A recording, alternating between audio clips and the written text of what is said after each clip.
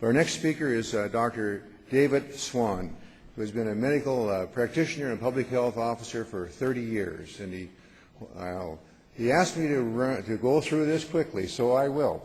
He holds degrees from the University of Alberta, FRCP, University of Calgary. He has certainly worked as a family physician and as well as a health consultant for many years. He's distinguished himself, I just mentioned here, he was twice awarded the Gold Star for teaching at the University of Calgary by the medical faculty. And he's got quite a varied career, but most of you probably know him as a Liberal MLA in the Alberta Legislature. He was first elected there in 2004, again in 2008, and represents Calgary Mountain View. And in legislature, he served as the Liberal critic for the environment, for resources, for health and wellness, and other things. But in December of last year, he was chosen as the leader of the official opposition, and of course, he's in that capacity right now. He's got a long-standing interest in public policy and has been active in environmental issues such as clean air and clean water, including groundwater mapping and monitoring. He's helped establish the Healthy City Project in Calgary, helped establish the first pesticide-free park in Calgary. He remains an advocate for greater government oversight and chemical approvals in Canada. We're delighted that he's chosen to be here and participate today, and it's my pleasure and honor to call on Dr. David Swann.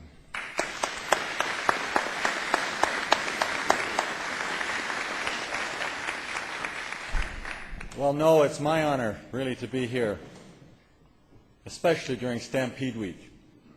For those of you who are feeling a little bit sedate after your lunch, I'll tell you a quick one from the 4th Stampede breakfast I attended today. It goes like this: knock, knock. I said, knock, knock. Yeah. Once again, knock, knock. I want to thank the planners of this stewardship meeting very much for having the courage to invite an opposition member of the legislature to this conference, especially Lauren Fitch, with whom I've had an ongoing, respectful and admiring relationship for many years for his work with cows and fish. I want to talk about the politics of stewardship. Now, if I were in a class, I would say, what comes to mind when you think about politics? But I'm not in a class. So instead of getting all the bad news about what bad politics is, I just want to tell you that politics for me is negotiating the public interest for the long term. So let's stop thinking about politics as bad, corrupt, right next to that other P word called prostitution. Let's start thinking about politics as people negotiating the long-term public interest. Until we do that, we're going to continue this chronic allergy in Canada. Allergy to things political. Well, I also subtitled this Stewardship, Public Policy, and Sausage Making. Some of you have heard that, like sausage, the less you know about what goes into public policy, the more you like it. It's true. I was stunned and shocked to see what comes out as policy, both from the existing political party and, in some cases, our own history of public policy making. It's supposed to be the best of science, merging with the highest of public values, discussed and debated in public forums where people have an opportunity to say, yes, it seems like it's a good step to take, or no, it's not. What in fact happens is something quite different.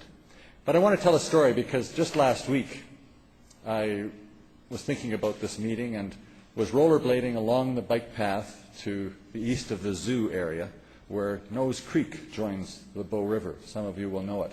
Gorgeous part of Calgary, and you feel a little bit separate from the din and maze of the concrete city there. Just into the Bow River where the where the Nose Creek joins were a mother and her 6 ducks. And I thought it was a beaver with her swimming across. But no, it was a Labrador dog. And in fact, the Labrador was chasing the ducks.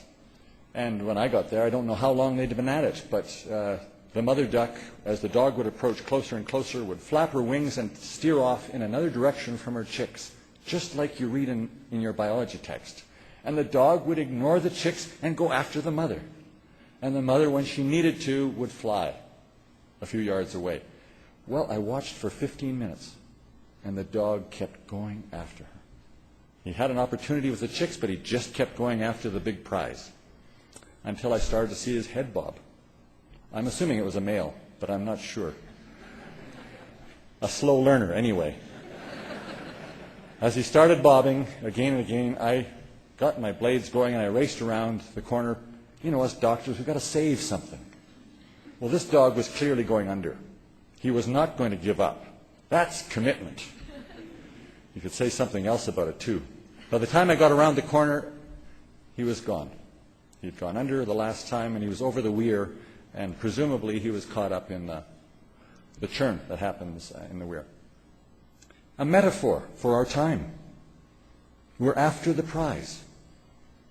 And we as government, we as politicians, too easily buy into the big prize without thought, without good science, without respecting the highest values that we stand for. The evidence abounds that we overstretch our capacity. Fisheries, clearly in collapse on the East Coast for many years. There are many examples around the world of lost habitat, desertification, our losses in environmental health, where 18-year-olds now have measurable chronic lung changes in mid-sized cities. That means changes in their lung function that will not be reversible by the age of 18. Clearly, we are missing the mark when we don't either measure or don't respond to some of the measures that indicate we are living beyond the means of the planet. Well, that's one characteristic I've heard about the human species. We have this inveterate tendency to live beyond our means. Witness the recent economic downturn. We also, though, have another tendency, and that is to recognize stewardship and our commitment to future generations. And I hold those two as my inspirations, I guess you'd say, for continuing in the political struggle for better public policy. And not only better public policy, I need to say that without enforcement of public policy, we simply have words, rhetoric. And that's where we all come in, as far as I'm concerned. What does it mean to create the political will for healthy public policy? What does it mean to create the political will for a society of stewardship? That's really what I want to focus on. Political will is really about not politicians. It's about people. People holding governments accountable. And I said on my first night of election, if you folks abandon me now,